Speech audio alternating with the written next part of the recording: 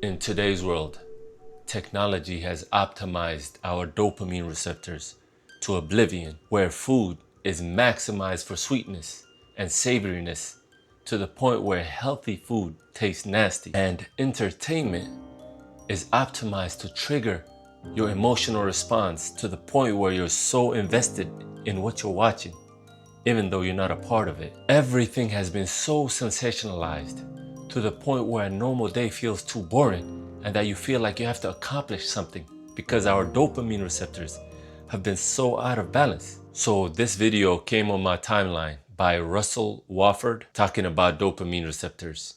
Let's see if it can help us out. One of the best things you can do to ruin your potential is to keep overloading your brain with dopamine.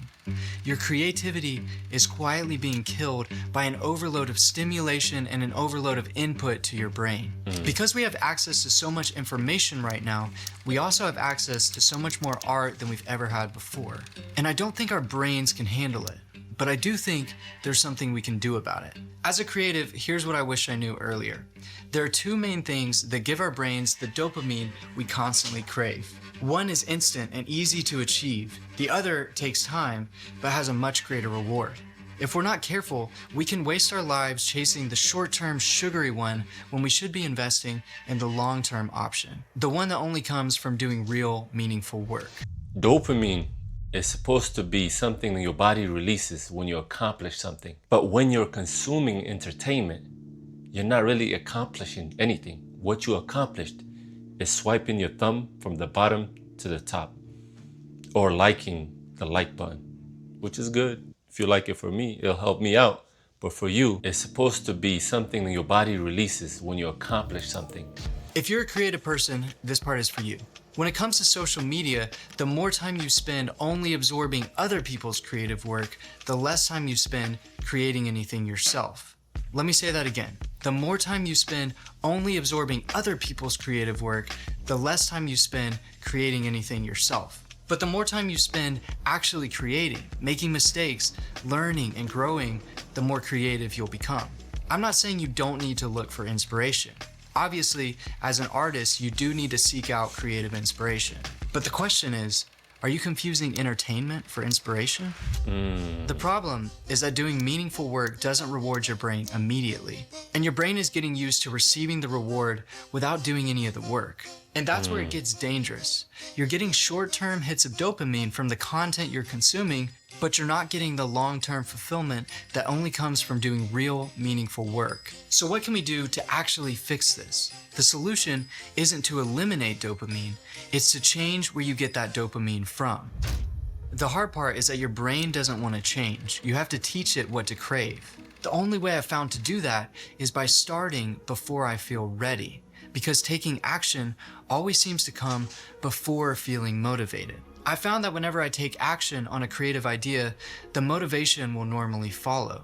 I've seen this again and again, and it's why I keep coming back to this idea. The only way you can truly reset your brain from this dopamine overload is to replace high stimulation habits with healthier habits that will benefit you more in the long term. Go create something. Go make a video. Go practice an instrument.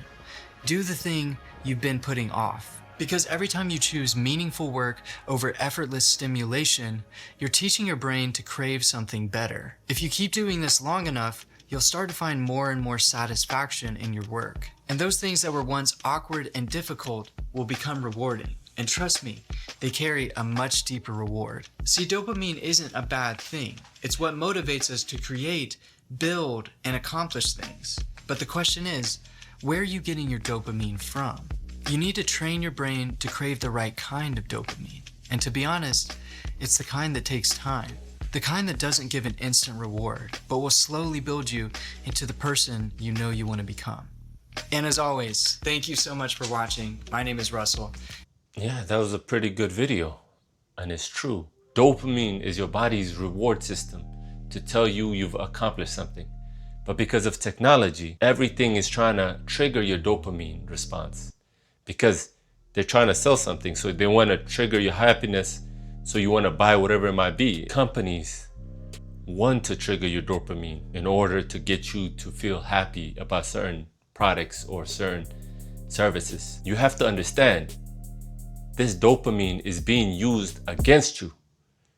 So you have to control it. You have to at least balance it out and not have it always working against you. I mean, it does help you out. Like, feeling good is a good thing.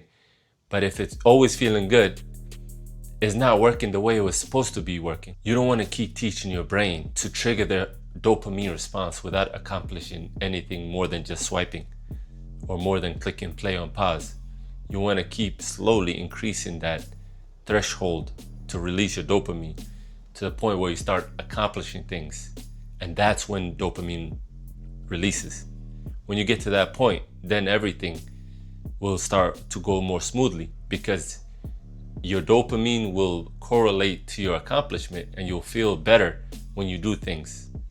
So that was a pretty good video. Thank you for watching. Bye-bye.